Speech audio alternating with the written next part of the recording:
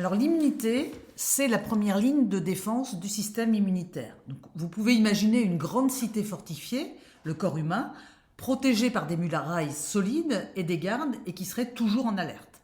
Donc un jour, il y a des envahisseurs qui tentent de pénétrer à l'intérieur, mais heureusement, la ville dispose d'un système de défense qui est rapide et efficace. Les agents pathogènes, les bactéries, les virus, les champignons, les parasites, essaient de pénétrer dans la cité, mais heureusement, la ville possède en fait des murailles qui sont robustes. Donc la peau est une barrière physique impénétrable, sauf en cas de blessure. Les muqueuses dans les voies respiratoires, digestives et urogénitales sont tapissées de mucus qui piègent les microbes. Les sécrétions chimiques, sueur, salive, suc gastrique détruisent certains envahisseurs. Et puis le microbiote, donc les bactéries bénéfiques, vont empêcher les pathogènes de s'installer. Alors il arrive que parfois un envahisseur trouve une faille, donc une coupure dans la peau, un aliment contaminé ou une gouttelette qui peut être inhalée. Quand la bactérie franchit la barrière, elle va commencer à se multiplier dans les tissus. Alors heureusement là aussi, il y a des sentinelles qui sont déjà sur place pour détecter l'intrusion. Les macrophages sont des grosses cellules qui patrouillent dans les tissus, toujours prêtes à intervenir. Les cellules dendritiques, elles, sont des éclaireurs qui sont postés aux frontières du corps. Et les mastocytes sont postés sous la peau et les muqueuses et ils surveillent l'environnement. Lorsqu'un intrus est repéré, les macrophages vont phagocyter les bactéries, ils les avalent, les digèrent et récupèrent des fragments qu'on appelle des antigènes pour alerter d'autres défenses. Les mastocytes vont libérer un signal d'alerte, l'histamine, qui va déclencher une inflammation. Donc les vaisseaux sanguins vont se dilater, ce qui va permettre l'arrivée rapide des renforts. La zone, elle va devenir rouge, chaude et gonflée. Donc ce sont les symptômes classiques de l'inflammation. Et des cellules immunitaires supplémentaires vont arriver sur place, attirées par des signaux chimiques. Donc parmi elles, on va trouver les neutrophiles, qui sont des soldats kamikazes qui arrivent en premier et libèrent des enzymes destructrices pour tuer des microbes.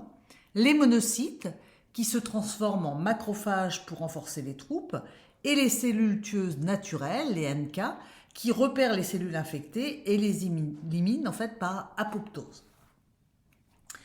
Après plusieurs heures de combat, donc l'infection est contenue, les macrophages vont continuer leur travail en éliminant les débris des cellules mortes. Et puis la situation va redevenir normale. Par contre, il arrive parfois que l'invasion soit trop forte et que l'immunité innée en fait ne suffise pas. Donc les cellules dendritiques prennent à ce moment-là des fragments des envahisseurs et se dirigent vers les ganglions lymphatiques pour prévenir les lymphocytes T et B. C'est ainsi que l'immunité adaptative entre en scène pour une réponse plus ciblée et plus durable. Donc l'immunité innée est la première ligne de défense, elle est rapide, efficace, mais elle n'est pas spécifique en fait. Elle attaque tous les envahisseurs de la même manière.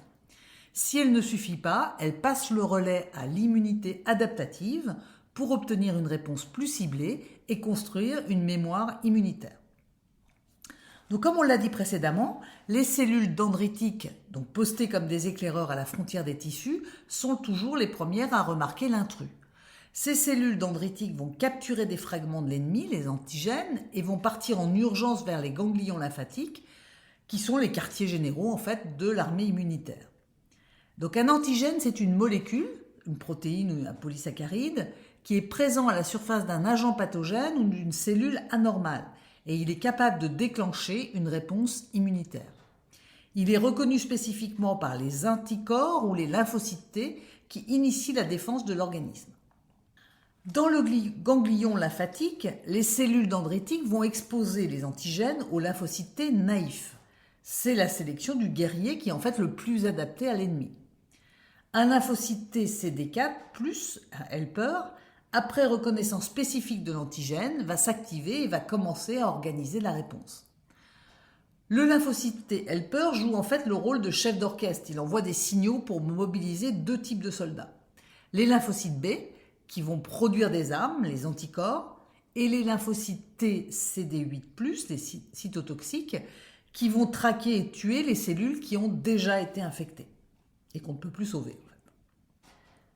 Pendant que les lymphocytes T vont s'activer, donc les lymphocytes B vont entrer dans la bataille et ils vont se transformer en plasmocytes. Donc ce sont des usines de fabrication d'anticorps. Donc un anticorps, c'est une protéine en forme de Y qui est produite par les lymphocytes B pour reconnaître et neutraliser spécifiquement un agent pathogène en se fixant sur ses antigènes. Il agit en fait comme un signal d'alerte pour le système immunitaire et facilite l'élimination des envahisseurs par les cellules immunitaires. Donc les anticorps vont se fixer sur les pathogènes en les empêchant d'infecter d'autres cellules et vont faciliter leur élimination par les macrophages. Pendant ce temps, les lymphocytes T CD8 plus cytotoxiques donc passent à l'attaque. Donc ils vont aller injecter des substances toxiques, des perforines et des granzymes dans les cellules contaminées en les forçant à s'autodétruire. C'est ce qu'on appelle l'apoptose. Alors la bataille fait rage, mais en général, grâce à cette réponse organisée, l'ennemi est vaincu, le plus souvent. Avec l'infection éradiquée, certaines cellules ne disparaissent pas immédiatement. Des lymphocytes B et T mémoire sont créés. Ces cellules mémoire vont rester en veille dans l'organisme, capables de réagir instantanément en cas de nouvelle attaque. Ainsi, quand il y aura une prochaine infection par le même agent pathogène, la réponse immunitaire sera beaucoup plus rapide et efficace. L'immunité acquise, c'est la transmission des connaissances. Parce que imaginez que la cité décide d'entraîner ses futurs soldats en leur présentant les tactiques des envahisseurs connus. C'est ça, l'immunité acquise. Donc elle repose sur l'exposition de l'organisme aux pathogènes ou à des versions inoffensives de ceux-ci, comme par exemple les vaccins, et il existe deux façons de l'obtenir. Donc il y a l'immunité acquise naturellement. Lorsqu'on contracte une maladie, le système immunitaire va déclencher les processus qu'on a vus précédemment. Une fois guéries, les cellules mémoire restent prêtes à agir plus vite en cas de nouvelle infection. Et puis on a l'immunité acquise artificiellement, donc par la vaccination.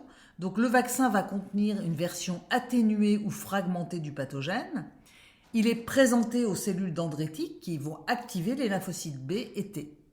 Les plasmocytes vont fabriquer des anticorps et les lymphocytes mémoire vont se former.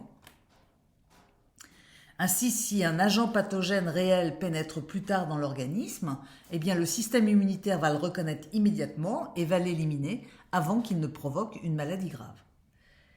Grâce à l'immunité adaptative, l'organisme est capable de monter une réponse ciblée et efficace contre les infections. Et grâce à l'immunité acquise, cette protection est renforcée et permet d'anticiper les futures attaques.